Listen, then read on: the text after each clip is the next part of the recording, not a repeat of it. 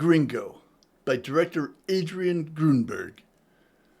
What we got here is a real heist movie that goes immediately wrong. How wrong? Mexico prison wrong. But is that such a bad thing? Well, yeah, for most it is.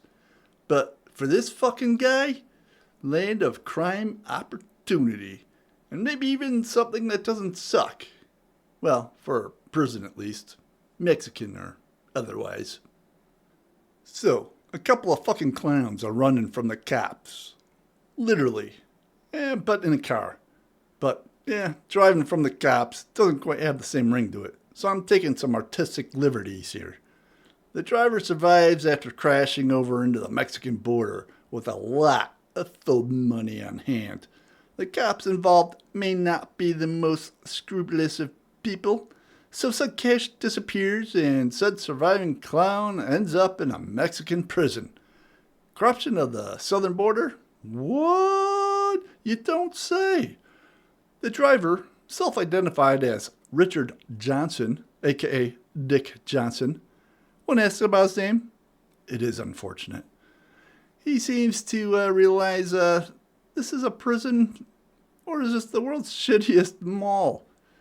But it's not all gravy.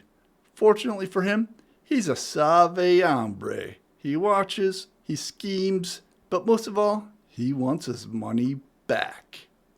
This is a fantastic crime caper-ish kind of movie. Mel Gibson does a great job doing good as the bad guy. There's worse people than him out there, though, so it's all kind of subjective as he makes his way into this new environment. The local Tijuana consulate, played with a greasy finesse by Peter Garrity, who is not Saul True Romance Rubinek, by the way, though they probably could be brothers. Plus a few others you will recognize in smaller roles. Gibson is obviously familiar with Donald E. Westlake's material. He was in Payback under Westlake's pseudonym Richard Stark as basically the Parker character that hit the screens in various incarnations. This is absolutely in that vein of serious with a black humor underpinning. Interesting look at a version of the Mexican prison system as well, at least for the time.